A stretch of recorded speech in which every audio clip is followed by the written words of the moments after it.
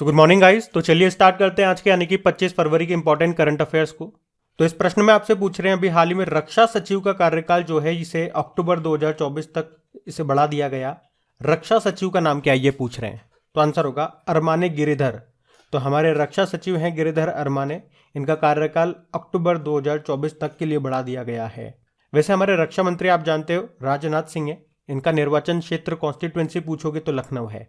अच्छा, कुछ इंपॉर्टेंट नाम मैं आपको यहाँ पे रिवाइज कराऊंगा, ध्यान से सुनते जाना। अभी भारत के drug controller general of India बने थे राजीव रघुवंशी। वैसे हमारे कैबिनेट सचिव कैबिनेट सेक्रेटरी कौन है? राजीव गोबा है। विदेश सचिव फॉरेन सेक्रेटरी कौन है? विनय मोहन क्वात्रा है। होम सेक्रेटरी गृह सचिव कौन है? अजय कुमार भल्ला है। और वैसे हमारे राष्ट्रीय सुरक्षा सलाहकार नेशनल सिक्योरिटी एडवाइजर कौन है? अजित डोभाल है। अभी मुख्य वैज्ञानिक सलाहकार कौन है? तो अजय कुमार सूद है। और मुख्य आर्थिक सलाहकार पूछेंगे तो अनंत नागेश्वरन है। अच्छा ये बताओ, मुख्य सूचना आयुक्त चीफ इंफॉर्मेशन कमिश्नर कौन है? यशवर्धन कुमार सिन्हा है। तो ये सारे मोस्ट इंपॉर्टेंट नाम है, ये आपको याद होने चाहिए। बढ़ते हैं आगे। और हाँ, आप लोगों के लिए एक और अच्छी न्यूज है। आपको पता है हम लास्ट में वीडियो के लास्ट में आपका टेस्ट लिया जाता है जिसमें आपके प्रीवियस ईयर क्वेश्चंस पूछे जाते हैं। 5 तो स्टैटिक प्रश्न होते हैं और 5 साइंस के प्रश्न होते हैं। लेकिन कुछ स्टूडेंट्स ने कहा कि लेटेस्ट जो एग्जाम हुए हैं उनके प्रश्न डालिए। मैं 2017 के 2015 के इस तरह से रैंडमली किसी के भी प्रश्न डाल रहा हूं। लेकिन आप लोगों की सिफारिश पे अब आपको उसमें अभी 2021 या फिर 2022 में लेटेस्ट जो आपके एग्जाम हुए वो वाले प्रश्न में डालूंगा। आपको उससे 2 फायदे होंगे। एक तो जब आप क्वेश्चन लगाओगे तो आपको पता लगेगा कि एग्जाम में किस तरह के लेटेस्ट प्रश्न पूछे जा रहे हैं, लेटेस्ट क्या ट्रेंड चल रहा है। और दूसरी बात, जो आप तैयारी कर रहे हो तो आप खुद का सेल्फ एनालिसिस कर पाओगे कि मेरी तैयारी कैसी चल रही है। अभी आज ही मान लो आपका एग्जाम ले लिया जाए तो कितने प्रश्न आप सही कर पाओगे, ताकि आपको पता चले कि आपकी जो तैयारी है वो सही डायरेक्शन में चल रही है या नहीं चल रही है। इससे हमारा कॉन्फिडेंस बढ़ता है। और अगर आप में से कोई इस वीडियो को वेरी फर्स्ट टाइम देख रहा है तो उनको समझ में नहीं आएगा ये क्या चल रहा है, तो मैं आप लोगों को बता दूं। अभी एक करंट अफेयर्स आप देख रहे हो, इसके खत्म होने के बाद पहले हम लास्ट डे के करंट अफेयर्स का क्विक रिवीजन करेंगे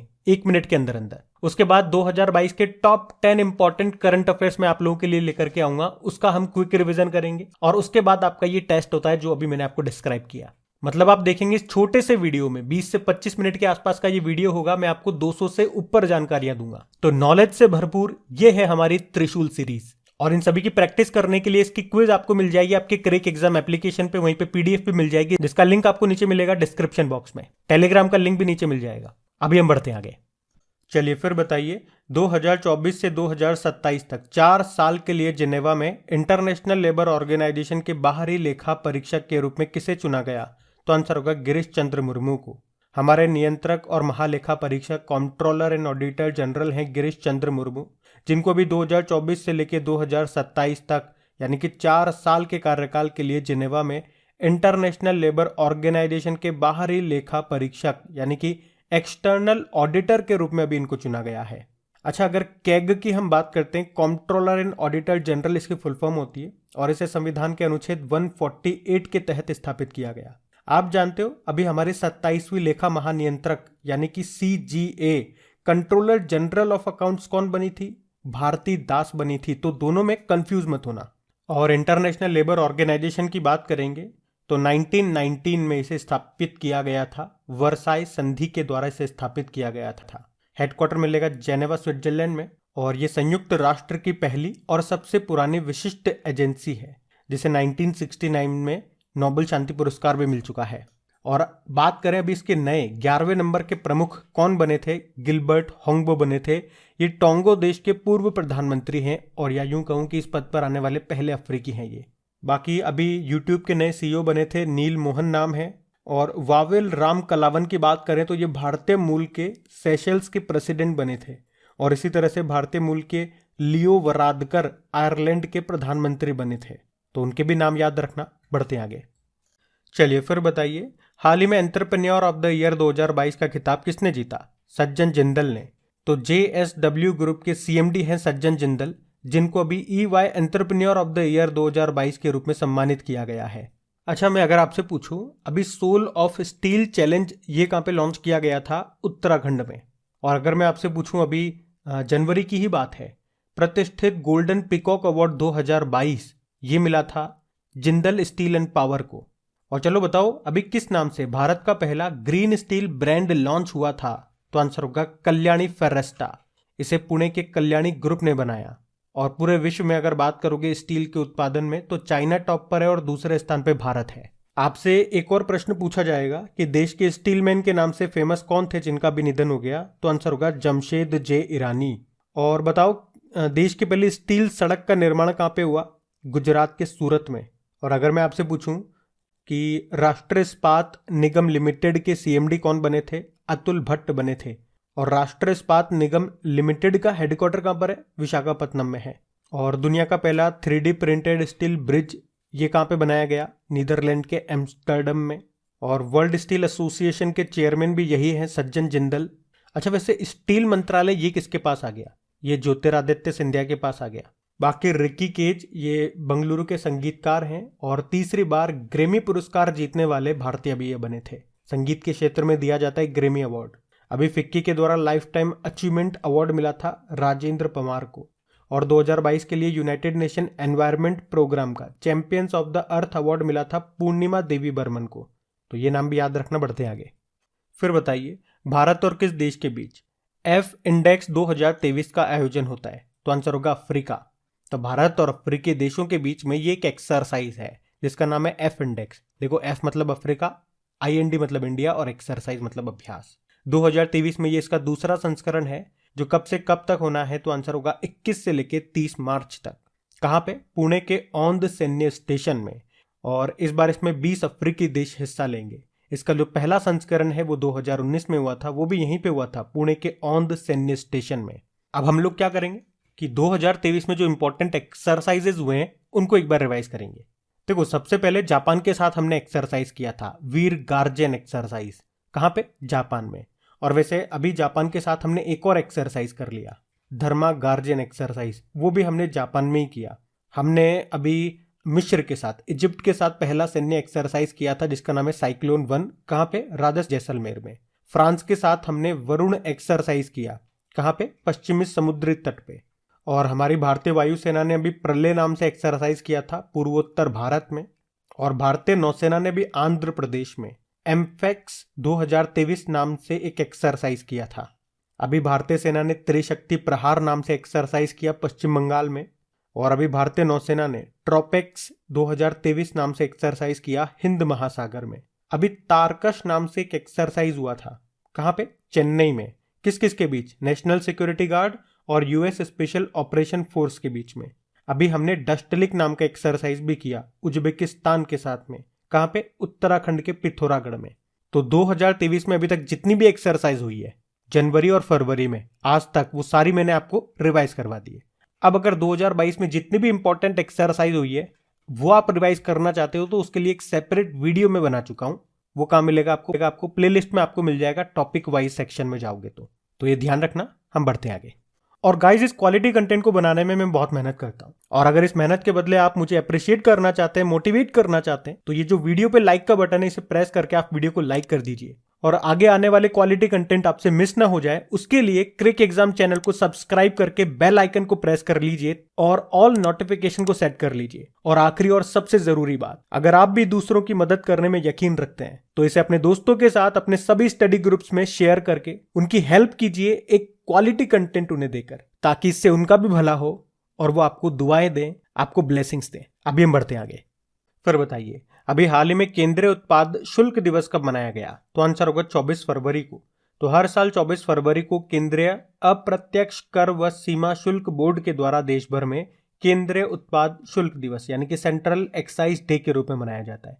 मनाने का उद्देश्य लोगों को केंद्रीय उत्पाद और सीमा शुल्क बोर्ड के महत्व से रूबरू करवाना है।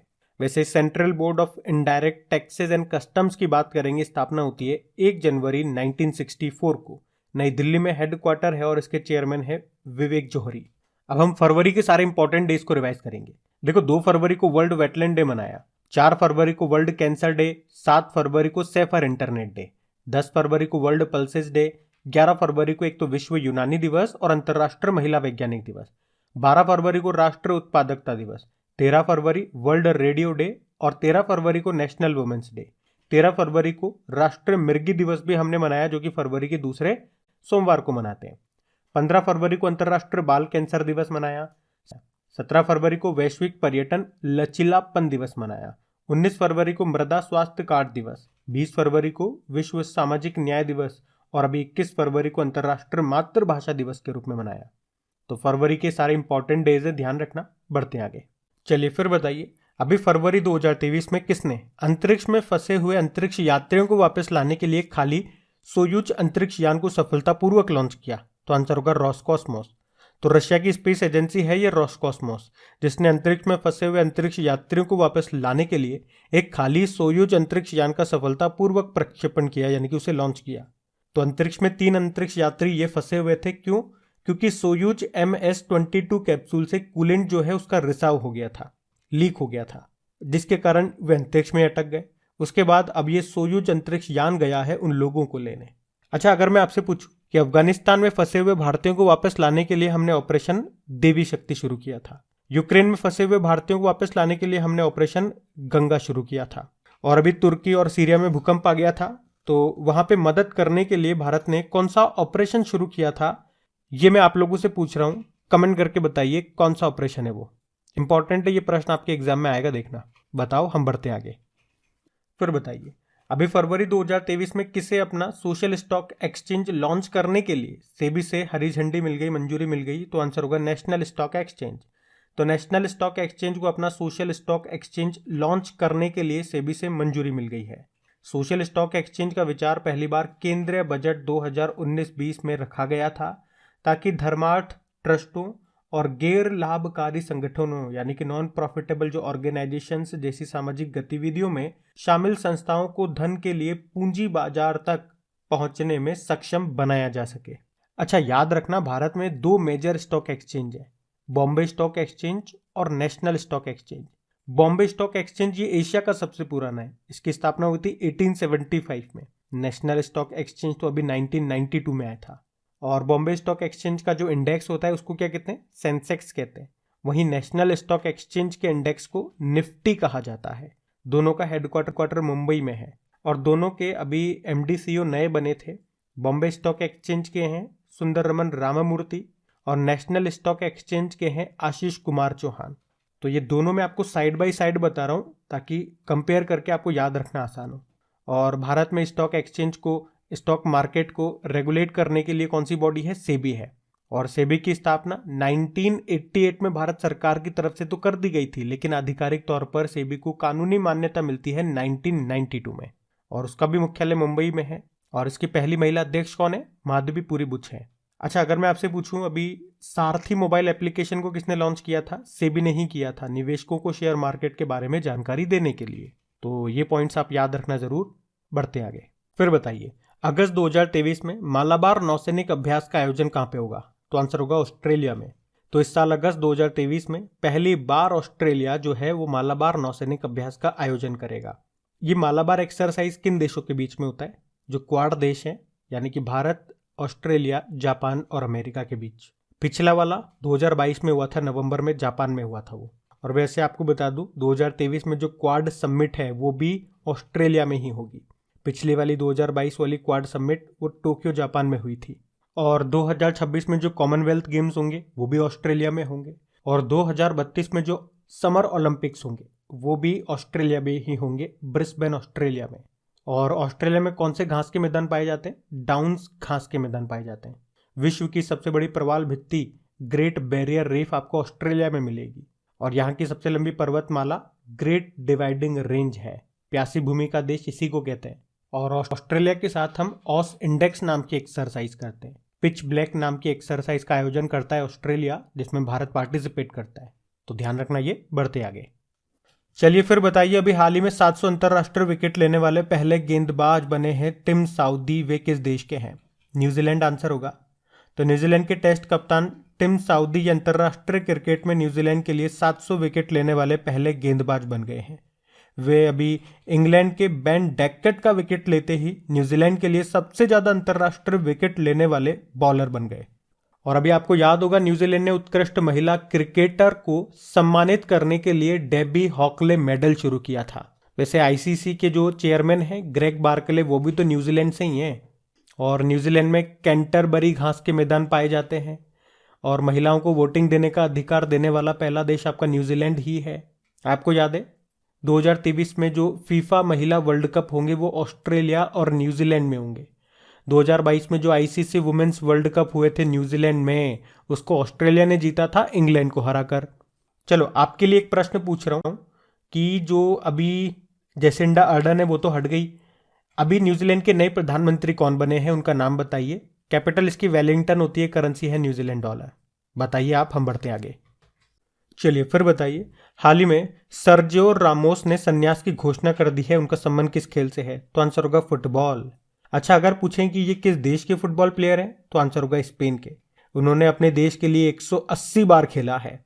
वे उस टीम का हिस्सा थे जिसने 2010 में वर्ल्ड कप और 2008 और 2012 में यूरोपीय चैंपियनशिप जीती थी। तो अब हम कल के करंट अफेयर्स का क्विक रिवीजन करते हैं।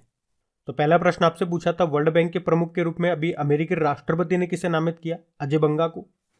फिर बताइए, मुंबई के चर्च गेट रेलवे स्टेशन का नाम किनके नाम पे रखा जाएगा? सीडी देशमुख के नाम पे। फिर आपसे पूछा, विश्व स्काउट दिवस कब मनाया जाता है? 22 फरवरी को।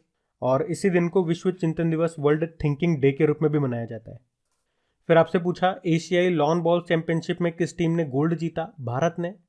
फिर आपसे पूछा, अभी डॉक्टर कनक रेले का निधन हो गया, उनका संबंध किस क्लासिकल डांस से था? मोहिनीअट्टम। फिर आपसे पूछा कि जातिगत भेदभाव पर प्रतिबंध लगाने वाला पहला अमेरिकी शहर कौन सा बन गया? Seattle city. फिर आपसे पूछा, अभी अंतर्राष्ट्रीय मातृभाषा पुरस्कार से किसे सम्मानित किया गया? डॉक्टर महेंद्र कुमार मिश्रा। फिर पूछा कि क्षेत्रीय भाषा में निर्णय प्रकाशित करने वाला देश का पहला हाईकोर्ट कौन सा बना? केरल हाईकोर्ट। अगला प्रश्न पूछा, किस राज्य की बाराबस्ती ने स्वच्छ और निष्पक्ष चुनाव के लिए संकल्प किया है? आंसर होगा नागालैंड। फिर पूछा, 2023 का ज्ञानप्पना पुरस्कार से किसे सम्मानित किया गया? वी मधुसूदन नायर को। अब हम क्या करेंगे, 2022 की टॉप 10 इंपॉर्टेंट करंट अफेयर्स का क्विक रिवीजन करते हैं। तो इसमें पहला प्रश्न है, भारत और किस देश के बीच में हरिमो शक्ति 2022 संयुक्त सैन्य अभ्यास का आयोजन किया गया? मलेशिया। भारत और मलेशिया के बीच में। कहां पे? मलेशिया में ही। फिर अगला प्रश्न है, भारत के विदेश सचिव कौन है जिनका कार्यकाल 2024 तक बढ़ाया गया? विनय मोहन क्वात्रा। फिर बताओ, केवीआईसी ने कहां रीहैब परियोजना का उद्घाटन किया? उत्तराखंड के नैनीताल में। अगला प्रश्न है, international film festival of India 2022 में किसने गोल्डन पीकॉक पुरस्कार जीता? आई हैव इलेक्ट्रिक ड्रीम्स ने। ये एक स्पेनिश फिल्म है। अगला प्रश्न है, दुनिया का सबसे बड़ा एक्टिव ज्वालामुखी मोना लोआ ये किस देश में स्थित है? तो आंसर होगा अमेरिका। अभी ये न्यूज में था, यहां पे विस्फोट हुआ था। फिर अगला प्रश्न है, अभी हाल ही में भारत का पहला निजी लॉन्च पैड किसने स्थापित किया? तो आंसर होगा अग्निकूल कॉस्मॉस। इसका मुख्यालय चेन्नई में है। अगला प्रश्न है, उत्तराखंड के ब्रांड एम्बेसडर कौन बने? प्रसून जोशी बने। और फिर अगला प्रश्न है, इंडियन फिस्कल फेडरलिज्म नाम की बुक को किसने लिखा? वाईवी रेड्डी ने। आरबीआई के पूर्व गवर्नर रह चुके हैं, 14वें वित्त आयोग के अध्यक्ष भी हैं ये। फिर अगला प्रश्न है, मरियम वेबस्टर ने वर्ष 2022 के लिए किसे वर्ड ऑफ द ईयर चुना है? तो आंसर होगा गैस लाइटिंग को। फिर बताओ, एनीमिया उन्मूलन कार्यक्रम है अम्लान, इसको किसने लॉन्च किया? तो आंसर होगा उड़ीसा। अब होगा आपका टेस्ट, तैयार हो जाओ। बहुत शानदार और बहुत बेहतरीन प्रश्न आज आपको मिलेंगे। तो देखो, पहला प्रश्न क्या पूछ रहे हैं कि कौन सा नृत्य मंदिरों को समर्पित है और इसे पहले सदिर के नाम से जाना जाता था? अब ये देख लो आप भैया, ये लेटेस्ट जो आपके 2022 के एग्जाम है वो प्रश्न मैं आपके सामने लेकर के आ रहा हूं। साइंस के भी इसी तरह से होंगे, लेटेस्ट वाले और ये वाले भी। और अगर आप लोगों का सपोर्ट रहता है, आप लोग इसे शेयर करते हो, तो अब इसी तरह से मैं लेटेस्ट एग्जाम के आपके सामने प्रश्न लेकर के आऊंगा। तो इसका उत्तर तो देखो क्या होगा, भरतनाट्यम। यहाँ पे मैंने एक्सप्लेनेशन दे रखा है, तमिलनाडु का ये क्लासिकल डांस है। और भी संबंधित इससे एक्सप्लेनेशन आप जान सकते हो, तो यहाँ तो हम पढ़ेंगे नहीं, लेकिन आप जब इसकी क्विज लगाओगे क्रिक एग्जाम एप्लीकेशन पे जाके, तो वहां पे हर प्रश्न का आपको एक्सप्लेनेशन मिल जाएगा सॉल्यूशन में। प्रीवियस ईयर क्वेश्चंस वाली क्विज लगाना। लेकिन अगला प्रश्न देखते हैं, भारत का पहला पारंपरिक नृत्य कौन सा है जिसे थिएटर कला के रूप में नए सिरे से तैयार किया गया और उसे देश और विदेश दोनों में व्यापक रूप से प्रदर्शित किया गया? तो अब आप देख सकते हैं क्वेश्चंस का ट्रेंड चेंज हो रहा है। पहले ये पूछते थे कि तमिलनाडु का क्लासिकल डांस कौन सा है, आजकल सबको पता है। अब क्वेश्चन घुमा घुमा के पूछ रहे हैं, उत्तर तो वही रह गया लेकिन प्रश्न चेंज हो गया। समझ रहे हो? तो लेटेस्ट प्रश्न कराने से अब आपको यह फायदा होगा। तो इसका भी उत्तर होगा भरतनाट्यम। अगला प्रश्न क्या है, कौन सा नृत्य मैतेई लोगों के वैष्णव मत से जुड़ा हुआ है? तो आंसर होगा मणिपुरी। एक्सप्लेनेशन आप पढ़ लेना। अभी हम बढ़ते हैं आगे। ये तो बड़ा सीधा सा प्रश्न पूछ लिया। अब सीधा है तो क्या हुआ, एग्जाम में आया तो मेरे को डालना पड़ेगा। सतरिया ये कहाँ का है, असम का है, सबसे नवीनतम यही है, नवीनतम भी आपसे पूछ सकते हैं। अगला प्रश्न है मैजिनॉट रेखा ये किस देश के बीच में है, तो ये फ्रांस और जर्मनी के बीच में है। और कुछ देशों के बीच में जो इंपॉर्टेंट रेखाएं हैं, जैसे कि भारत और पाकिस्तान के बीच में कौन सी होती है, रेड क्लिफ लाइन हो गई। भारत और चाइना के बीच में मैकमोहन लाइन है। तो इस तरह से आप यहाँ पे रीड कर सकते हैं। आप तो मेरे एक प्रश्न का उत्तर दे दो, जैसे 38 पैरेलल ये साउथ और नॉर्थ कोरिया के बीच में है, आप मुझे बता दो 49th पैरेलल किन दो देशों के बीच में है। अच्छा, मैंने यहाँ पे ये लिस्ट भी लगा दी है। जैसे आपके 8 क्लासिकल डांस हो गए, कौन कौन से एक बार रिवाइज कर लो। भरतनाट्यम तमिलनाडु का है, कथक आपके उत्तर प्रदेश का है, और कथकली केरल का है। केरल के दो हैं, कथकली और मोहिनीअट्टम। आंध्र प्रदेश का कुचिपुड़ी है, ओडिसी ओडिशा का है, मणिपुरी मणिपुर का है, और सतरिया असम का है। अब साइंस के प्रश्न देखेंगे हम लोग। तो इस प्रश्न में आपसे पूछ रहे हैं सोलेनम लाइकोपर्सिकम एल ये किस अत्यधिक खपत वाली सब्जियों का वैज्ञानिक नाम है, साइंटिफिक नेम पूछ रहे हैं आपसे। तो आंसर होगा टमाटर का। और आप अपनी प्लेलिस्ट में जाकर के देखना, जो साइंटिफिक नेम जो होते हैं सब्जियों के फलों के, उनको याद करने का बहुत पहले एक ट्रिकी वीडियो मैंने बताया था, तो उससे आपको मदद मिल सकेगी। आप देखना उसे जाकर के, बहुत पहले की बात है ये, स्टार्टिंग में। अगला प्रश्न देखते हैं, दूध में कौन से विटामिन पाए जाते हैं। तो इसमें वसा में जो घुलनशील विटामिन होते हैं, जिसे आप याद रखते हो ट्रिक से, कीड़ा, वो इसमें होते हैं। और विटामिन सी तो इसमें होता नहीं है, क्योंकि वो तो खट्टे फलों में, खट्टी चीजों में होता है। तो ऑप्शन इसका डी राइट होगा। अगला प्रश्न है मनुष्य में तपेदिक यानी कि टीबी कैसे फैलता है। तो बूंद संक्रमण से फैलता है।